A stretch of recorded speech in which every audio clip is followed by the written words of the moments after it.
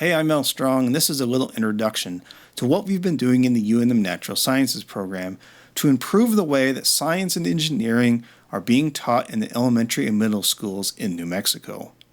So as you probably know, as a country, our students have not been doing well in science. So depending on the criteria used, we generally rank somewhere around 30th in the world. Nothing to be proud of, but if you're from New Mexico, you should be even more concerned because New Mexican kids are doing among the worst in the entire country when it comes to science. Now, there's a lot of reasons why we're doing so poorly, and I have a separate video where I talk about that in more detail. But if we want our kids to do better in science, one thing we obviously need are teachers who are better equipped to teach science. The standard way that we teach science at a large university like UNM is to fill large lecture halls with several hundred students. Then we give those students one lab period per week where everybody works on the same activity. And for most college students who are just fulfilling a basic science requirement, that might be okay. But if you're going to be teaching science to kids, you need a completely different experience. You need content that's going to be relevant to the science that you're going to have to be teaching someday, and you need to learn techniques and activities that are applicable to a grade school classroom. The Natural Sciences program at UNM is an alternative to large lecture hall classes, where we give pre-service teachers material that is relevant to their role as a future elementary or middle school teacher. We have a class size of 30, and we teach science in a hands-on way that models best practices in the classroom. One of the major differences between our classes and the other general science classes at UNM is that we focus on subjects that these future teachers are going to need to know. One of the circumstances unique to primary teachers is that they are responsible for a broad range of science topics. So, for example, notice this range of subjects that are expected to be covered throughout elementary school. You can see that there are certain topics that are rotated through different grade levels.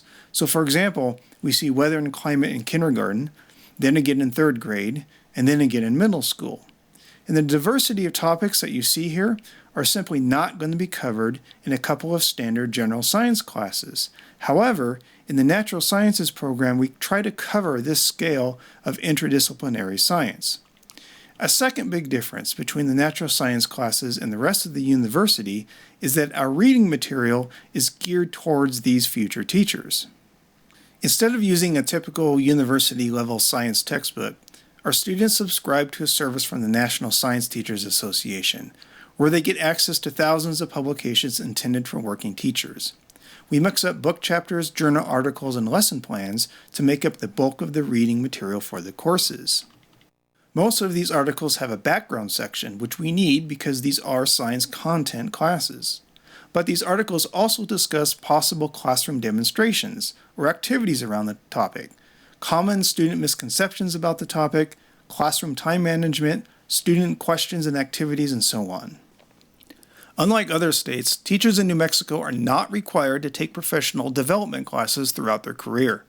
This means that the only science content they will have is what they are picking up here. As of last year, elementary education majors in New Mexico are now only required to take 2 science classes to fulfill their teaching credential requirement. So we're trying to pack as much as we can into those 2 classes. Everything we do in this class involves hands-on activities that are scalable for different age groups. So for example, when learning about convection and density, we make hot air balloons out of tissue paper or convection cells with fish tanks. When learning about microbiology, we make cell models out of art supplies. When covering gravity, we reproduce Galileo's famous experiment on our leaning tower of stairs outside the chemistry building. When learning about renewable energy, we make small solar-powered devices and arrays.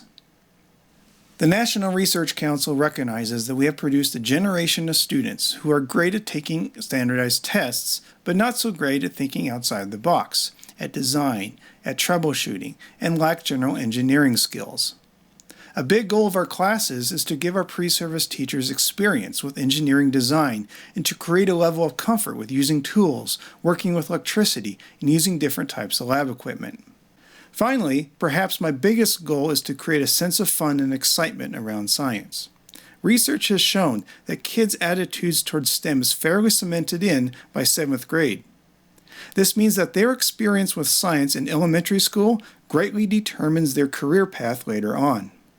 If we want more STEM majors in college, we need to expose kids to science early on and pass the excitement from teachers to students before they reach middle school. Here's a little look inside our natural science classes.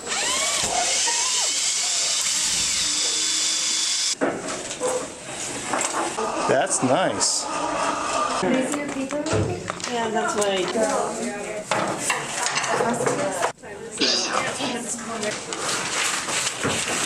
We do here on the blue and up here on the red. 0.9,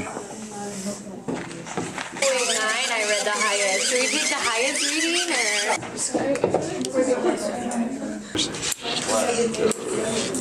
Okay, whenever you're ready. Oh no. Cool. Leave one there. Yeah. Cool. That is disgusting. All right, go ahead and drop them. All right. I heard celebration over here, but then what happened? It stopped working. Thank you. So this time bring it close, but don't touch it.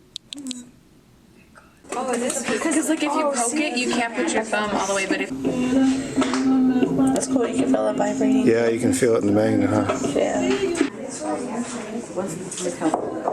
Okay, so this is what we have. This is what we finished after we had them in series. Yep. Yep.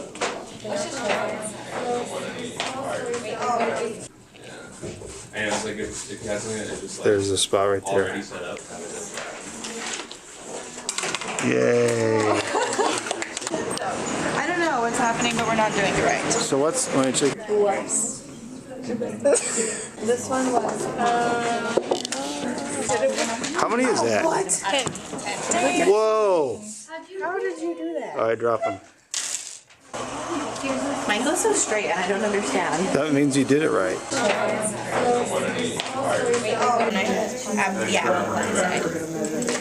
Okay. Like, yes, like that would make so much sense. But like...